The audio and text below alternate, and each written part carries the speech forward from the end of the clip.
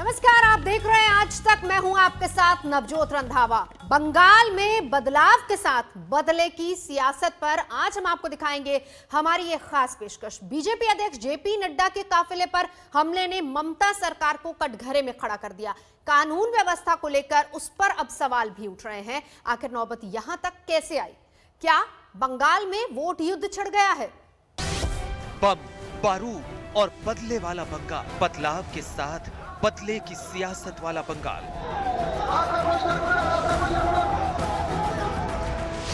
दशकों से रक्त चरित्र वाला बंगाल, जहां एक बार फिर लोकतंत्र पर पत्थर और लाठी की चोट पड़ रही है।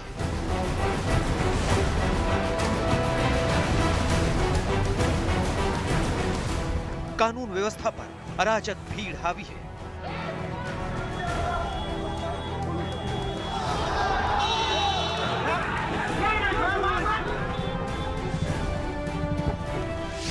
रैलियों, रोड शो में मारधाड़ और पिटाई वाली पॉलिटिक्स है।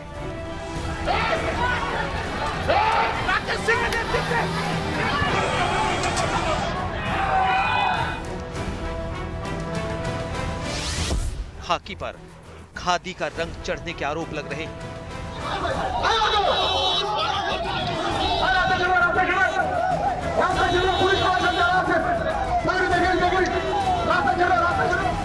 अभिव्यक्ति की आजादी के नाम पर जुबान जहर उगल रही है और एक के बदले 4 की लाशें गिराने की बातें हो रही हैं।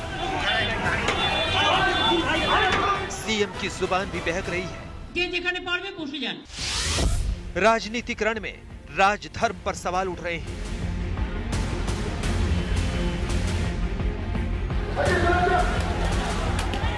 संविधान की रक्षा के लिए राष्ट्रपति शासन तक बात जा पहुंची है।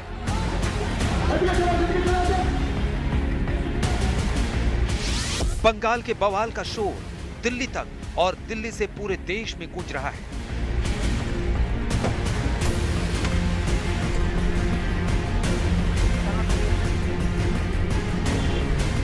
आखिर ये नौबत क्यों आई? तो सुनिए। बंगाल में ये बवाल सीधे तौर पर एक वोट युद्ध है।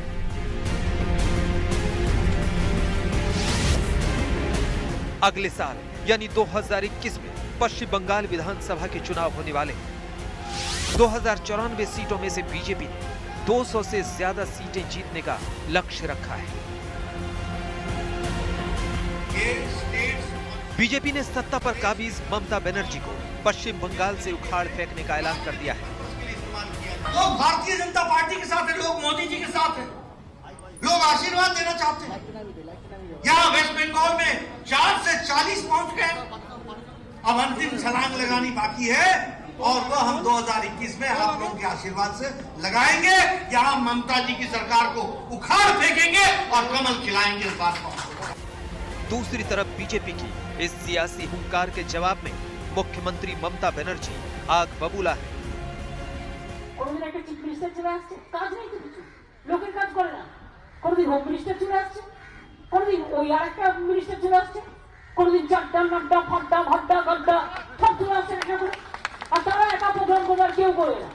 যেদিন তারা প্রোগ্রাম করবে, লোক যদি না আসে তাহলে নিচে সাজিয়ে রাখবে যাতে নটঙ্কি করে ন্যাশনাল নিউজে ভালো করে দেখায় যে দেখো আমরা মেরেছি। আরে তোমার পেছনে 50 টাকারই কেন যায়? इस जुबानी जंग के साथ ऐसी सियासी रंजिश छिड़ गई है जिसने देश की सबसे बड़ी पार्टी के अध्यक्ष जेपी नड्डा को भी नहीं बख्शा। नड्डा 2021 के मिशन बंगाल को आगे बढ़ाने के लिए 2 दिन के दौरे पर कोलकाता पहुंचे थे। 9 दिसंबर को बंगाल की धरती पर कदम रखते ही टीएमसी के काले झंडे लहराने लगे। हैरानी ये कि पुलिस मौजूद नहीं थी और किसी तरह नड्डा को कार से बचाकर निकाला गया। दूसरी तरफ नड्डा भी सीधे ममता बनर्जी की असेंबली सीट पर उन्हें चुनौती देने का मन बनाकर आए थे। बीजेपी अध्यक्ष ममता की सीट भवानीपुर पहुंचे। घर घर लोगों से मिलने के दौरान जब जन सैलाब उमड़ पड़ा, ममता की सीट से ही उन्होंने उनकी सरकार को उखाड़ फेंकने की हुंकार भरी। क्या आज इस तरीके की कल्पना ममता जी की सरकार के द्वारा किया जा रहा है कि there will be no debate, there will be no discussion? मैं ममता जी को बताना चाहता हूं कि हमारा एक एक कार्यकर्ता सभी कंस्टिट्यूएंसीज में जाकर के भारतीय जनता पार्टी के लिए काम करेगा, कमल खिलाएगा और विचारधारा के आदान प्रदान से लोगों का दिल जीतेगा। इसके लिए हम काम करने वाले हैं। हम इस तरीके की घटना को कभी सहने वाले नहीं हैं। अगले दिन नड्डा ने टीएमसी के गढ़ डायमंड हार्बर का रुख किया। कोलकाता से 24 परगना के डायमंड हार्बर के लिए नड्डा का काफिला शिराकोल पहुंचा, जहां सड़क के दोनों तरफ बीजेपी कार्यकर्ताओं के अलावा टीएमसी के कार्यकर्ता खड़े थे। नड्डा के काफिले का रास्ता रोक लिया गया और फिर पत्थरबाजी शुरू हो गई। बीजेपी कार्यकर्ताओं की पिटाई की गई। बुलेट प्रूफ गाड़ी की वजह से नड्डा बच गए, लेकिन बीजेपी महासचिव और बंगाल के प्रभारी कैलाश विजयवर्गीय घायल हो गए। उनके बाएं हाथ में लिगामेंट फ्रैक्चर हो गया। कल राष्ट्रीय अध्यक्ष के काफिले पर हमला होता है और ये लोकतंत्र का मजाक है। ये तो तानाशाही से भी ऊपर हो गया ममता का व्यवहार। तो ये बहुत निंदनीय है। हम इसकी पूरी भर्त्सना करते हैं। नहीं, निश्चित रूप से ये जांच का विषय है कि क्यों जेड सिक्योरिटी के सारे नियम बदलकर वहाँ क्यों नहीं सिक्योरिटी प्रोवाइड की गई। ये साफ होता है कि पार्टी ही वहाँ जो तृणमूल कांग्रेस है वही दंगे फसाद की योजना कर रही है। इस हमले के बाद जहां पश्चिम बंगाल में कानून व्यवस्था के मसले पर ममता सरकार कटघरे में खड़ी है, वहीं उनका इस हमले को बीजेपी की नौटंकी करार देना तूल पकड़ चुका है। कोलकाता में मनोज्ञा लोईवाल के साथ आज तक ब्यूरो। पश्चिम बंगाल में जहां बीजेपी और टीएमसी के बीच टक्कर है, वहीं ममता सरकार और राज्यपाल के बीच भी टकराव होते रहते हैं। लेकिन बीजेपी अध्यक्ष जेपी नड्डा पर हमले के बाद राज्यपाल ने कानून व्यवस्था की पूरी मशीनरी पर ही सवाल उठा दिया। उन्होंने हमले पर अपनी रिपोर्ट केंद्र सरकार को भेजी है, जिसने पश्चिम बंगाल के मुख्य सचिव और डीजीपी को दिल्ली तलब कर लिया। कार्य कर इस प्रकार का कदम मत उठाएं। राज्यपाल की ये नसीहत पश्चिम बंगाल में राष्ट्रपति शासन लगाए जाने की तैयारी का संकेत तो नहीं है।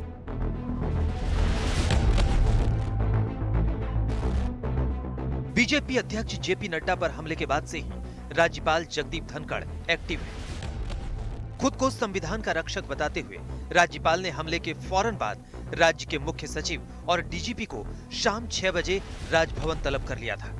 एक के बाद एक ट्वीट में राज्यपाल ने जहां बंगाल में अराजकता और कानून व्यवस्था के हालात को बेकाबू बताया था, वहीं पश्चिम बंगाल पुलिस को पॉलिटिकल पुलिस बता दिया, जो नड्डा के काफिले पर हमले का समर्थन कर रही थी। राज्यपाल का यही तल्ख लहजा शुक्रवार को प्रेस कॉन्फ्रेंस में दिखा, जहां उन्होंने ममता सरकार को इशारों में चेतावनी दे दी। मैडम चीफ मिनिस्टर,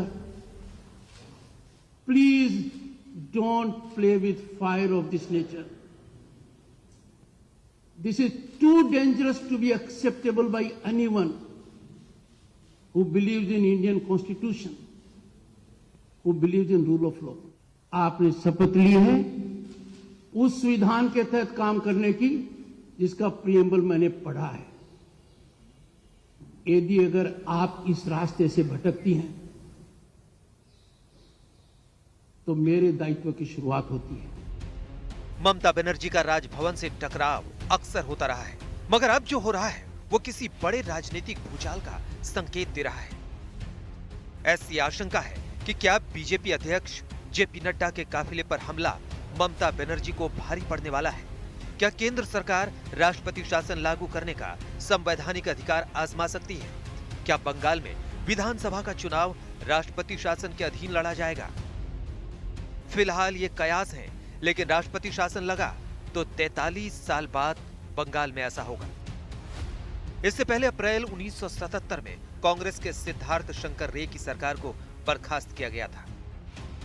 फिलहाल राज्यपाल के तेवर और केंद्र की ओर से नड्डा पर हमले को गंभीरता से लेना बहुत कुछ बता रहा है। केंद्रीय गृह मंत्रालय ने पश्चिम बंगाल के मुख्य सचिव और डीजीपी को 14 दिसंबर को दिल्ली तलब किया है। मुख्य सचिव और डीजीपी को लॉ एंड ऑर्डर के खराब हालात पर सवाल पूछे जाएंगे। उनसे पूछा जाएगा कि राजनीतिक हिंसा और दूसरे अपराध रोकने के लिए उन्होंने क्या कदम उठाए हैं। मुख्य सचिव और डीजीपी को राज्यपाल की रिपोर्ट मिलने के कुछ ही घंटे के भीतर फोन किया गया। राज्यपाल ने जेपी नड्डा पर हुए हमले के बाद अपनी रिपोर्ट सौंपी। रिपोर्ट में राज्यपाल ने कहा है, जेपी नड्डा के काफिले में पर्याप्त सुरक्षा नहीं थी। स्थानीय पुलिस ने सुरक्षा प्रोटोकॉल का पालन नहीं किया। कार्यक्रम की सूचना होने पर भी पर्याप्त सुरक्षा नहीं दी गई। सरकारी तंत्र का इतना राजनीतिकरण हो गया है और राजनीति का इतना अपराधीकरण कर दिया है कि यदि अगर आप रूलिंग पार्टी के राइट साइड में नहीं है, आपके कोई अधिकार सुरक्षित नहीं है। ऐसे मामले में राज्यपाल चैन से राजभवन में नहीं सो सकता। भारत के संविधान के अनुच्छेद 167 के अंदर लिखा हुआ है duties of the chief minister towards the governor. लगातार यदि अगर वो ड्यूटीज को परफॉर्म नहीं कर रही हैं और एक के बाद आप देखेंगे public servants are acting as political workers. Police and administration is totally politicized. दूसरी तरफ पश्चिम बंगाल के मुख्य सचिव ने गृह मंत्रालय को जेपी नड्डा पर हुए हमले में कार्रवाई की जानकारी दी है। पश्चिम बंगाल के मुख्य सचिव ने गृह सचिव अजय भल्ला को चिट्ठी लिखी। उन्होंने कहा कि सुरक्षा के पर्याप्त बंदोबस्त किए गए थे। इस मामले में 3 एफआईआर दर्ज किए गए हैं और 7 लोगों को गिरफ्तार किया गया है। चूंकि कार्रवाई की गई है, इसलिए 14 तारीख को मुख्य सचिव और डीजीपी को दिल्ली आने से छूट दी जाए। साफ है कि जेपी नड्डा पर हमले का मामला पश्चिम बंगाल सरकार पर भारी पड़ रहा है। ममता सरकार इस मुसीबत से अभी उबरी भी नहीं है कि गृह मंत्री अमित शाह ने बंगाल जाने का फैसला कर लिया है। अमित शाह 19 और 20 दिसंबर को बंगाल में रहेंगे। बीजेपी कार्यकर्ताओं को संबोधित करेंगे, दूसरे कार्यक्रमों में हिस्सा लेंगे। ममता जी भाजपा के ऊपर हमले करके आप भाजपा के विकास को बंगाल में रोक नहीं पाएंगे। ये आपने पहले भी किया, 130 लोग मरे, हम 18 जीत गए। अब आपने हमारे राष्ट्रीय अध्यक्ष पर हमला करवाया, हमारे महामंत्रियों पर करवाया, जो दुनिया की सबसे बड़ी पार्टी के राष्ट्रीय अध्यक्ष हैं। क्या लोकतंत्र में लोकलाज सब खत्म हो गया है? अमित शाह का यह दौरा राजनीतिक ही होगा, लेकिन ममता बनर्जी निशाने पर होंगी। दिल्ली में जितेंद्र बहादुर सिंह, मुनीश पांडे और मनोज्ञा लोईवाल के साथ इंद्रजीत कुंडू, कोलकाता, आज तक। पश्चिम बंगाल में जब जब सियासी वर्चस्व की लड़ाई हुई है, तब तब राज्य में कानून व्यवस्था चरमराती नजर आई है। और इस बार बीजेपी ने पश्चिम बंगाल में ममता किला ध्वस्त करने का मंसूबा बनाया है और इसी के विरोध में ममता की पार्टी ने भी पूरा जोर लगा दिया है। लिहाजा एक बार फिर से राज्य में बवाल मचा हुआ है।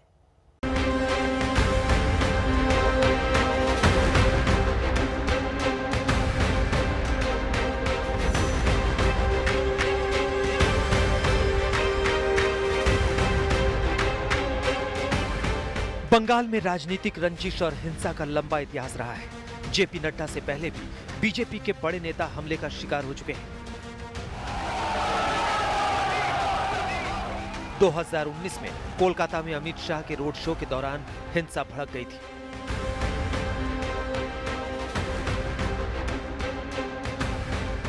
वहीं पश्चिम बंगाल के अलीद्वारपुर में बीजेपी अध्यक्ष दिलीप घोष की गाड़ी के शीशे तोड़ डाले गए थे। सूबे में सत्ता के वर्चस्व की लड़ाई अक्सर हिंसा की शक्ल ले लेती है। हिंसा का नया दौर 2014 के बाद शुरू हुआ, जब बीजेपी देश की सत्ता में आई। उसने पश्चिम बंगाल में पैर पसारना शुरू किया तो टीएमसी के साथ उसकी जबरदस्त सियासी जंग छिड़ गई। देश के गृह मंत्री और बीजेपी के पूर्व अध्यक्ष अमित शाह ने दावा किया कि 2014 के बाद से लेकर अब तक बंगाल में बीजेपी के 100 से ज्यादा कार्यकर्ता राजनीतिक लड़ाई में अपनी जान गंवा चुके हैं। जिस प्रकार से अपीसमेंट की पॉलिटिक्स, तुष्टीकरण की पॉलिटिक्स चल रही है, इससे बंगाल की ये महान परंपरा आहत हुई है। मैं आज यहां से बंगाल की महान जनता को आह्वान करना चाहता हूं कि आध्यात्मिक और धार्मिक चेतना का केंद्र बंगाल जो पूरे देश का बना, पूरे देश का रहा, वो गौरव फिर से एक बार बंगाल प्राप्त करे। वहीं बिहार में चुनाव जीतने के बाद प्रधानमंत्री नरेंद्र मोदी ने नाम लिए बिना ममता बनर्जी की तृणमूल कांग्रेस पर निशाना साधा था। जो लोग लोकतांत्रिक तरीके से हमारा मुकाबला नहीं कर पा रहे हैं, देश के कुछ हिस्सों में उनको लगता है कि भारतीय जनता पार्टी के कार्यकर्ताओं को मौत के घाट उतार करके वे अपने मंसूबे पूरे कर लेंगे। मैं उन सब से आग्रहपूर्वक समझाने का प्रयास भी करता हूं। मुझे चेतावनी देने की जरूरत नहीं है, क्योंकि वो काम जनता जनार्दन करेगी। इन हमलों के बीच ममता बनर्जी भी मुस्तैदी से डटी रही। पश्चिम बंगाल में लोकसभा की 42 सीटें हैं, जिन पर बीजेपी की नजर 2014 के बाद से ही बनी हुई है। वहीं विधानसभा चुनावों में भी वो ममता बनर्जी को चुनौती देना चाहती है। 2016 में ममता बनर्जी दोबारा सत्ता में लौट आई, लेकिन बीजेपी ने 2019 के आम चुनाव में पूरी ताकत झोंक दी। इस दौरान बीजेपी और टीएमसी की सियासी रंजिश खुलकर सामने आई। बसीरहाट में चुनाव के दिन भी टीएमसी और बीजेपी कार्यकर्ता में हिंसक झड़प हुई।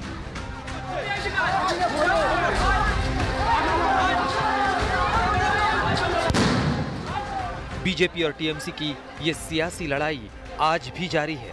इसी जंग में कानून व्यवस्था के हालात बिगड़ रहे हैं। पुलिस और प्रशासन पर टीएमसी के सियासी रंग में रंगने के आरोप लग रहे हैं और यही बंगाल में बढ़ते संकट की वजह है।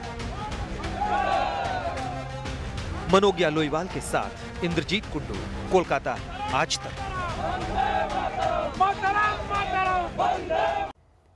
पश्चिम बंगाल के हालात को लेकर राज्यपाल जगदीप धनखड़ बेहद नाराज हैं। उन्होंने मुख्यमंत्री ममता बनर्जी को हिदायत दी है कि वो आग से ना खेले।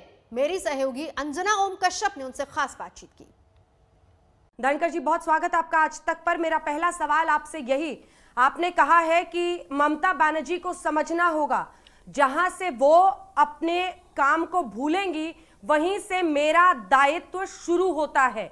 क्या ये सीधे सीधे राष्ट्रपति शासन के संकेत हैं जो आप जगदीप जी देना चाह रहे हैं ममता बनर्जी को? नहीं अंजना जी, मेरा साफ ये कहना है कि भारत के संविधान के तहत ममता जी का और मेरा कार्य क्षेत्र निर्धारित है। मेरा काम है भारत के संविधान को प्रिजर्व करना, प्रोटेक्ट करना, डिफेंड करना और पश्चिम बंगाल की जनता की सेवा करना। ममता जी का दायित्व है, ममता जी का ऑब्लिगेशन है। She must act in accordance with the constitution. जब तक ममता जी कॉन्स्टिट्यूशन के अनुसार काम करती रहेंगी, जब तक रूल ऑफ लॉ के अनुसार काम करती रहेंगी, राज्यपाल का कोई हस्तक्षेप नहीं हो सकता है। पर जब भी ममता जी कॉन्स्टिट्यूशनल प्रोविजंस का ट्रांसग्रेशन करेंगी तो मेरी शपथ को विंडिकेट करने के लिए, मेरी शपथ के तहत कार्य करने के लिए I will have to step in. अब राज्यपाल can not be post office और a rubber stamp. I can not fiddle in Raj Bhavan ऐसी परिस्थिति में जहां पर human rights are on flames, in flames, rule of law की ध्वजियां उड़ाई जा रही हैं। आपने देखा होगा कल का जो कार्यक्रम हुआ उससे पूरे प्रांत में बहुत जबरदस्त संदेश गया है कि किसी भी राजनीतिक गतिविधि पर अंकुश लगाने के लिए वर्तमान शासन व्यवस्था सरकारी तंत्र का इतना दुरुपयोग कर सकती है। ये प्रजातांत्रिक व्यवस्था के लिए किसी भी तरीके से जायज और ठीक नहीं है।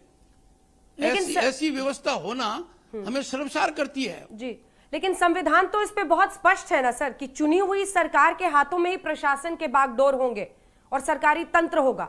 वो लकीर क्रॉस करने के लिए आपके लिए तभी जरूरत बनेगी जब राष्ट्रपति शासन लगेगा। ममता जी निर्वाचित मुख्यमंत्री हैं, पर निर्वाचित मुख्यमंत्री कानून के दायरे से बाहर नहीं हो सकती। निर्वाचित मुख्यमंत्री के भारत के संविधान में कुछ उत्तरदायित्व हैं, उनको उनकी कुछ ड्यूटीज है राज्यपाल के प्रति। मैं वह ड्यूटी पर एम्फसाइज अंजना जी इसलिए कर रहा हूं कि भारत के संविधान के अनुच्छेद 167 के अंदर लिखा हुआ है duties of the chief minister towards the governor. लगातार यदि अगर वो ड्यूटीज को परफॉर्म नहीं कर रही हैं और एक के बाद आप देखेंगे public servants are acting as political workers, police and administration is totally politicized, तो हम किस प्रकार से ये कह सकते हैं कि governance is in accordance with the constitution? और इन बातों के लिए मैं लगातार ममता जी को आगाह करता रहा हूं, लिखित में उनको कहता रहा हूं। अब आप देखिए जो भी प्रश्न उनसे पूछा जाता है उसका जवाब न देना is not acting in accordance with the constitution. फिलहाल यहाँ रुकेंगे एक ब्रेक के लिए। आज तक पर खबरों का सिलसिला लगातार जारी है, देखते रहिए आज तक। बंगाल की सियासत की एक अजीब पहेली है, एक बार जो दल सत्ता से बेदखल हुआ तो फिर उसकी वापसी नहीं होती। आंकड़े भी बिल्कुल यही बताते हैं और यही वजह है कि बीजेपी बंगाल में बदलाव को लेकर जोश में है तो ममता उस पर बहस कर रही है। মমতা ব্যানার্জি ঈশ্বরের নামে শপথ করিতেছি যে তিনি দ্বারা স্থাপিত ভারতবর্ষের সংবিধানের প্রতি আমি অকপট শ্রদ্ধা ও নিষ্ঠা পোষণ করিব। 2011 में लेफ्ट के किले को ध्वस्त कर ममता बनर्जी सरकार में आई थी। ममता बनर्जी ने 34 साल से सत्ता पर काबिज लेफ्ट की विदाई कर दी थी। यही नहीं, 64 साल के इतिहास में तृणमूल कांग्रेस के अध्यक्ष ममता बनर्जी ने पश्चिम बंगाल की पहली महिला मुख्यमंत्री बनने का गौरव हासिल किया था।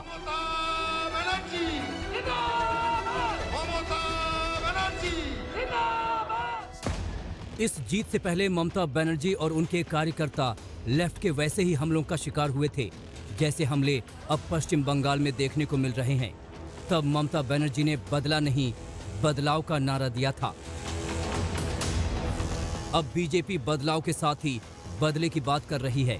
पश्चिम बंगाल बीजेपी अध्यक्ष दिलीप घोष ने फेसबुक पोस्ट में लिखा, उतना ही मारिए जितना आप बाद में हजम कर सकें। लाल डायरी में लिखकर रख रहा हूं, सूद समेत वापस देंगे। हम बदलाव भी करेंगे और बदला भी लेंगे। ये ममता बनर्जी के 2011 के नारे का एक तरह से जवाब है। तब ममता ने कहा था, बदला नहीं, हम बदलाव चाहते हैं।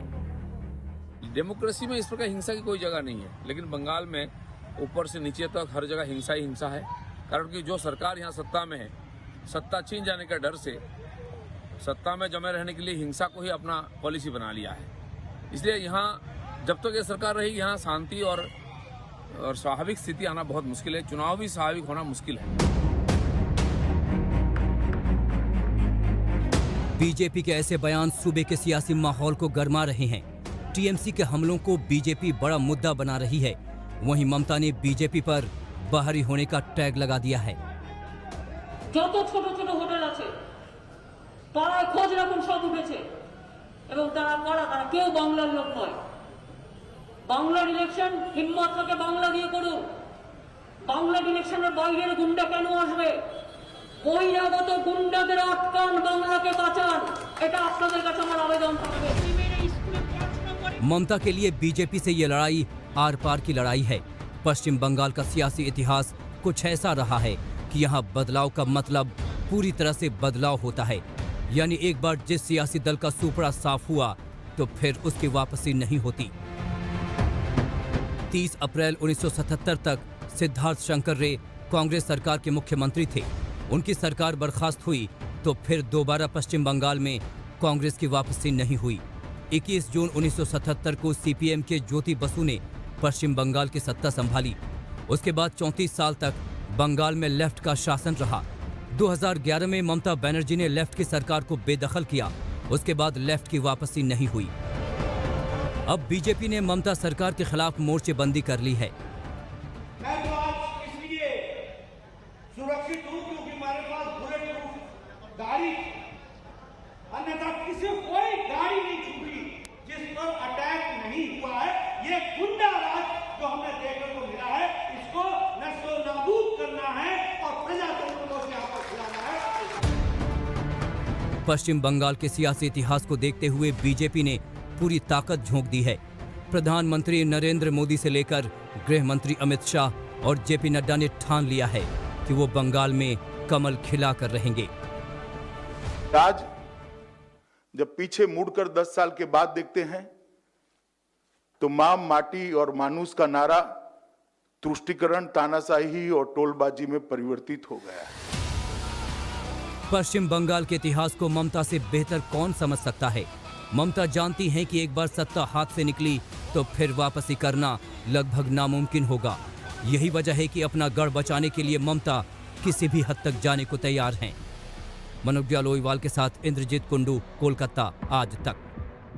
बंगाल में बीजेपी ने पिछले 6 साल से अपनी सियासी जमीन काफी हद तक मजबूत कर ली है। इस हद तक कि 2021 में वो अपने बंगाल में अपनी सरकार बनाने को लेकर पूरी तरह से आश्वस्त है। पिछले 6 साल के दौरान हुए चुनावों के नतीजे उसकी उम्मीदों को और ज्यादा बढ़ा देते हैं।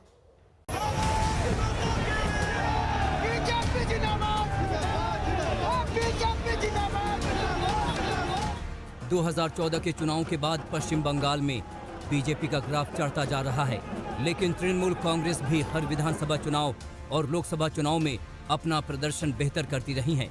बीजेपी 2019 के लोकसभा चुनाव के आधार पर बंगाल में उम्मीद लगाए बैठी है। इन चुनाव में उसे 42 में से 18 सीटों पर जीत मिली थी। वहीं उसे 40.64% वोट मिले थे। टीएमसी को उन चुनाव में 22 सीटें मिली थीं और उसका वोट प्रतिशत था 43.69। अब बीजेपी मिशन 2021 के तहत विधानसभा चुनाव में ममता बनर्जी को सत्ता से बेदखल करने में जुटी है, लेकिन विधानसभा चुनाव में ममता बनर्जी का करिश्मा उसी तरह हावी रहा है जैसे लोकसभा चुनाव में प्रधानमंत्री नरेंद्र मोदी का। –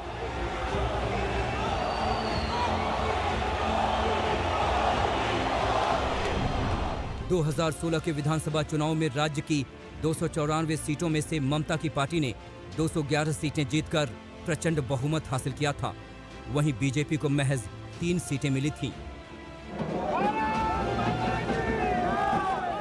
लेकिन इस बार बीजेपी को उम्मीद है कि वो बाजी पलट देगी। बंगाल में भी भारतीय जनता पार्टी ने एक लंबी लड़ाई लड़ी है। मुझे याद है कि एक समय था 9 साल पहले हमारा वोट प्रतिशत 4 था। 2014 में हमारी सीटें हो गई 2 और हमारा वोट प्रतिशत पहुंचा 18 और 2019 में हमारा सीटें पहुंची 18 और हमारा वोट प्रतिशत पहुंचा 40। दरअसल बीजेपी ने बंगाल में पार्टी को जड़ से मजबूत करने पर काम किया।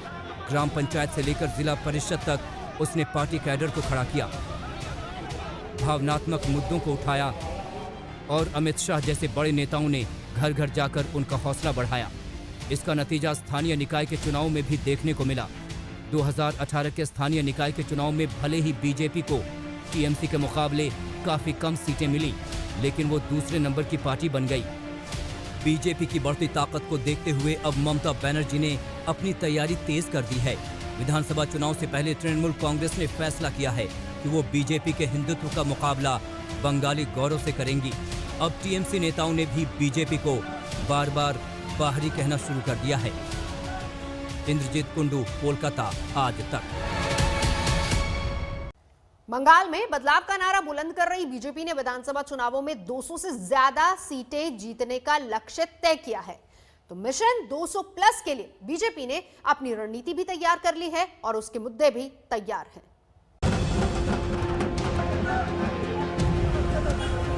2021 के चुनाव में भारतीय जनता पार्टी 200 सीट पार करेगी और सरकार बनाएगी।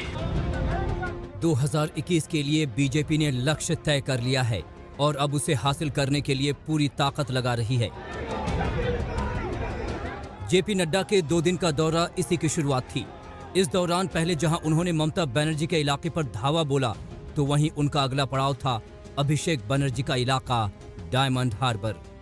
विश्वास दिलाना चाहता हूं, चुनाव की तैयारी करो, डायमंड हार्बर से भी हम कमल खिलाएंगे। इस बात को मैं आपको संदेश दूंगा।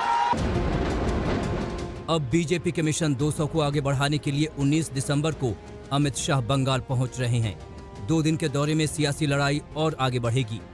2021 के चुनाव में भारतीय जनता पार्टी 200 सीट पार करेगी और सरकार बनाएगी। इस बात को हमको अब अंतिम छलांग लगानी बाकी है और वो हम 2021 में आप लोगों के आशीर्वाद से लगाएंगे। ममता बनर्जी को सियासी शिकस्त देने के लिए बीजेपी ने अपनी रणनीति तैयार कर ली है। माना जा रहा है कि 2021 के चुनाव में जबरदस्त ध्रुवीकरण देखने को मिलेगा। नागरिकता संशोधन कानून और एनआरसी का मसला और अल्पसंख्यकों के तुष्टीकरण को बीजेपी बड़ा मुद्दा बनाएगी। वहीं भ्रष्टाचार के अपने पुराने मुद्दे को भी जोर शोर से उठाएगी। 30 और 1 जुलाई को ईद आती है। ईद मनाना चाहिए, हम चाहते हैं मनाई जाए, हमें खुशी है। हमारी सरकार जहां जो होती है हम मनाते हैं, हम मनाने की इजाजत भी देते हैं।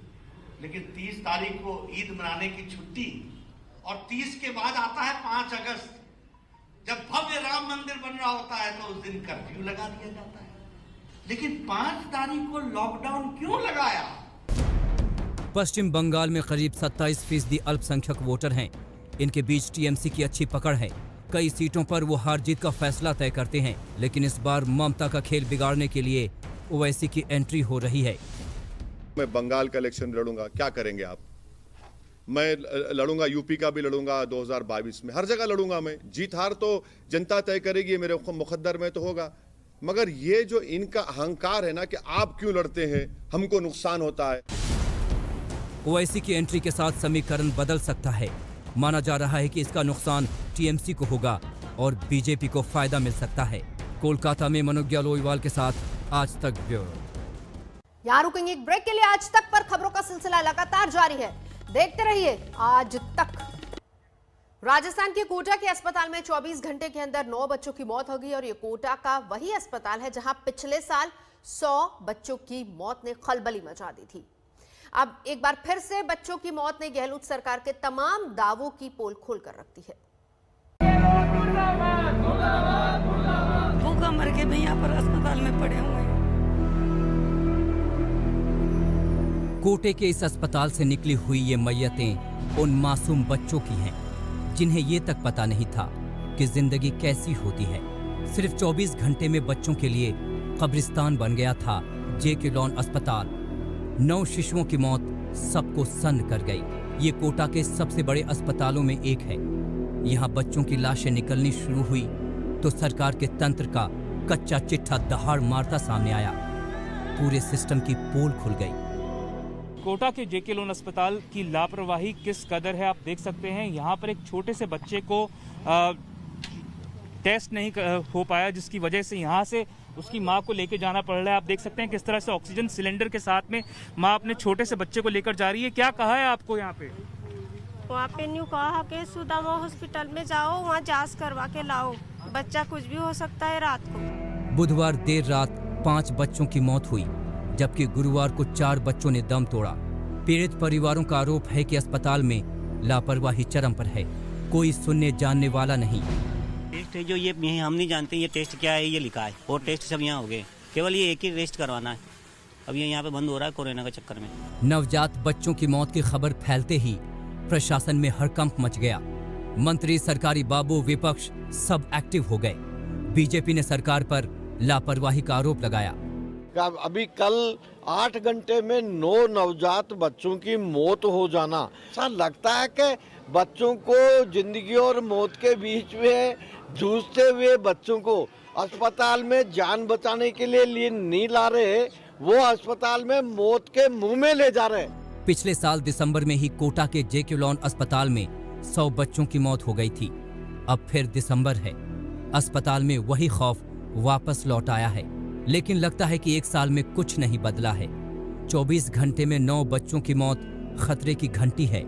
हालांकि गहलोत सरकार के स्वास्थ्य मंत्री का दावा है कि जांच के आदेश दे दिए गए हैं, अस्पताल अलर्ट पर है। कोटा जेके लोन अस्पताल में 9 बच्चों की, शिशुओं की मृत्यु की खबर मुझे मिली। मैंने तत्काल मेडिकल कॉलेज के प्रिंसिपल सरदाना जी से और वहां के अधीक्षक से रिपोर्ट तलब की है और ये डायरेक्शन जारी किए हैं कि किसी भी स्थिति में चिकित्सकों की लापरवाही से एक भी बच्चे की जान नहीं जानी चाहिए। इसको आप लोगों को एंश्योर करना पड़ेगा। दावा, और यही वाला दावा पिछले साल भी था। पिछले साल 100 बच्चों की मौत के बाद गहलोत सरकार की खूब किरकिरी हुई थी। सरकार ने दावा किया था कि भविष्य में नवजातों के लिए सिस्टम को दुरुस्त किया जाएगा, लेकिन लगता है मरते बच्चों की सिसकियां वक्त के साथ दफन हो गई। कोटा से संजय वर्मा के साथ देव अंकुर, आज तक। फिलहाल यहाँ रुकेंगे एक ब्रेक के लिए। आज तक पर खबरों का सिलसिला लगातार जारी है, देखते रहिए आज तक। नमस्कार, मैं हूं अंजना ओम कश्यप। हमें उम्मीद है ये वीडियो आपको पसंद आया होगा। लेटेस्ट खबरों के लिए यूं ही देखते रहिए आज तक, और इस वीडियो के पसंद आने पर लाइक, शेयर एंड सब्सक्राइब करना ना भूलें।